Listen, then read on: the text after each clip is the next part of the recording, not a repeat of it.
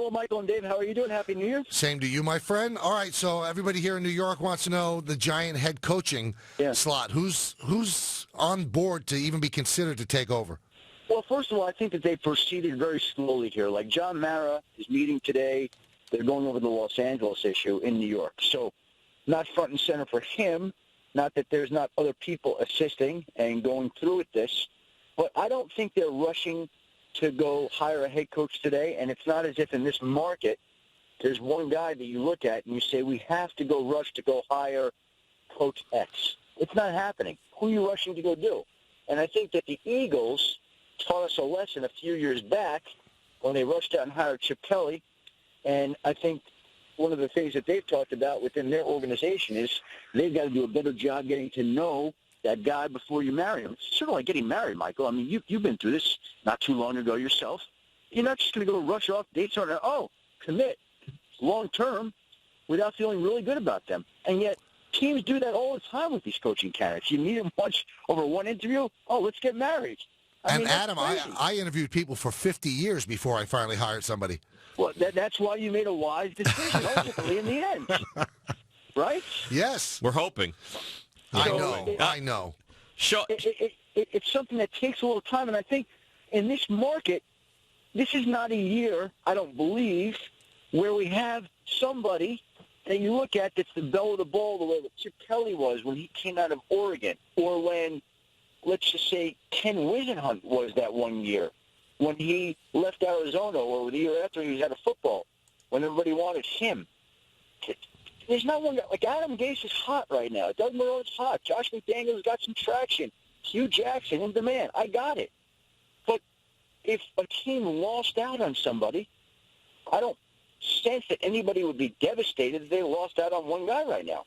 You surprised that Sean Payton is off the table, or did you expect him to remain in New Orleans? I think that's a very interesting situation there, because when you spoke to people inside the league, in that organization, you got the sense that Sean Payton was going to be given permission to move on, to shop his service to the team, that they would make a deal, that the time had come in New Orleans. And I think that other teams were looking at it, exploring it, seeing if there was something they could do. And ultimately, Sean Payton and Mickey Loomis were involved in negotiations, talks, discussions that ultimately went up to ownership level. And they decided we're not going to make him available. So Sean had to have the press conference, which he started about 35 minutes ago. Might still be going on. I'm not really sure. It is still going on. Yeah, where basically, he's got to talk about the state of the team and his reasons for staying in New Orleans. And he loves the city. That's not in dispute. That's not in question. But it's a marriage now that is a little bit awkward, just in the sense that I think a lot of people around the league thought he was going to be moving on, and he's not. He's staying there. So that is one less candidate in the coaching pool, one less coaching star that's available, and another reason to my point earlier where they're not rushing out to go hire anybody. Now, there's one name that you mentioned that's one of the hot candidates, you said, and I have a particular interest because he was one of my close childhood friends, and that's Doug Marrone. And I'm just wondering, how did he become a hot candidate when the whole thing last year was misplayed, and it looked like he lost his chance to be a head coach? The Jets bailed on him. From what I hear, he thought he had a promise, and they just bailed on him, and they hired Todd Bowles. How did he become hot? Because of that 1 year in Jacksonville? Well, you know what, Michael? He was hot last year, and what you'll remember very distinctly was that when he left, he got tarred. He got tarred. People just ripped into his character. There were all kinds of attempts to, go after him. I'll say this. Was Buffalo a better football team this past year or the year before? Year before. We were just talking about that. Absolutely. Okay. And I can tell you this, that when the NFL's committee of Ernie Accorsi and Bill Polian and Ron Wolf, John Madden, Shane Shaq Harris, when they sat down as a 9-person committee to form their top-tier coaching candidates and top-tier coaching GMs, Doug Marrone was a name that they had very high on their list. And one of those people on that committee, who knows Doug, compared him, right or wrong, to a young Bill Parcells. Okay, now, we'll see what happens with Doug. But why won't he get tarred this year, Adam? I mean, Why the Daily wouldn't he? News took it personally that he would not get the Jet job. I mean, they destroyed him. Destroyed him. For no reason. I know the guy. A lot of he's hard to, he's very bossy. Gee, he's a head coach in the NFL. What's he supposed to be? Yeah, well, there was there were a lot of things going on with that. I'll just tell you that. Okay, a lot of background, and so, listen, coaches have flaws. Doug Marrone has flaws. That's not anything unusual, not anything that's a surprise to anybody. And so it's not that he's all of a sudden hot, Michael. Like he had a great year in Jacksonville, and people are saying, okay, we got to go hire this guy right now. That's not the case at all. What is the case is that last year when it came out, he was hot then, and then people got cold feet when some of the stuff came out about him, and he didn't wind up getting a job. So now there were, 6 openings, 6 teams with openings?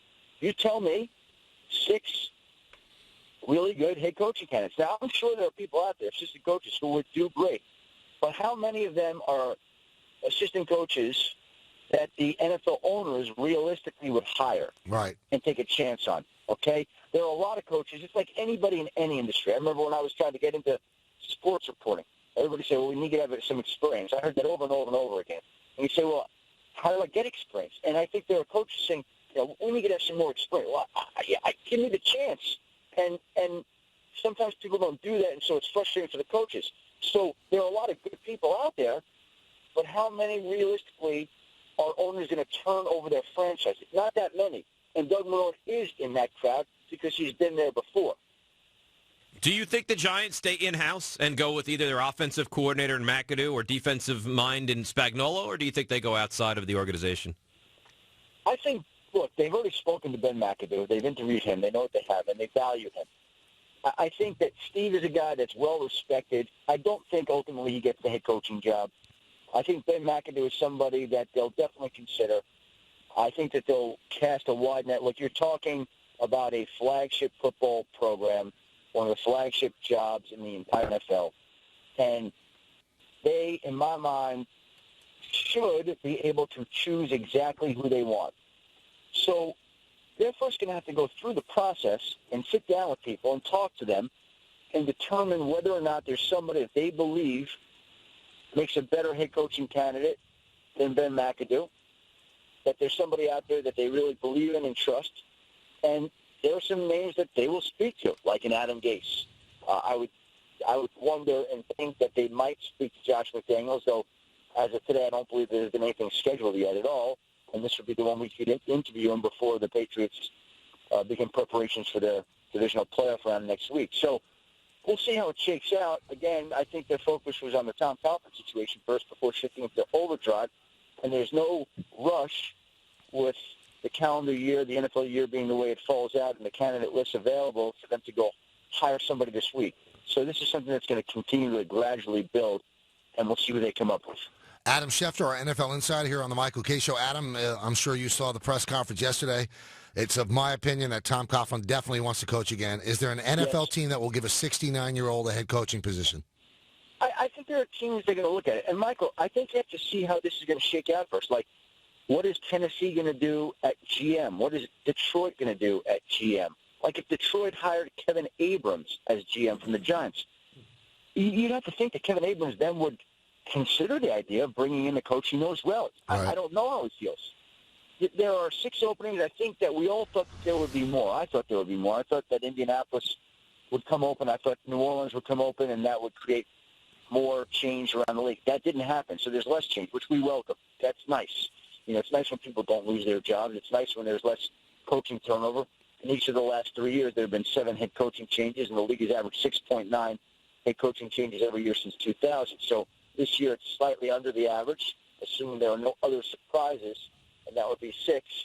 So that's kind of where we're at today. And Tom Coughlin, I think, would be in consideration. I don't see a logical landing spot right now, but these situations are so fluid and change day to day, minute by minute, when all of a sudden a team, is bidding on Adam Gase, doesn't get him, and they say, let's reconsider this and go for this guy. So to me, I know this. If I had a franchise and I had an opening right now, Tom Coughlin would be amongst the first guys that I would call. All right, Adam, final thing. Yesterday, I had heard, and I wasn't really able to nail it down 100%, but I had heard that the Giant ownership was split. They both own 50%.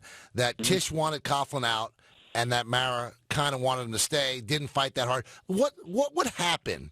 I've always wondered about this. If these two just dug in and said he's staying, he's going. How's that tie get broken? Well, obviously, there are different dynamics there, but the way it was explained to me throughout the course of this season, John Mara's got final say.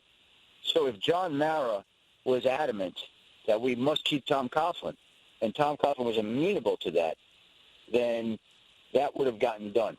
But why the heck would Mara, why would the Tisch family, who owns the same amount of the team as the Maras, why would Mara have final say? I don't get that. I don't know how they wrote up the ownership agreement when the Tisch family bought into it. I'd have to look into that. So, but I would think it would be in there.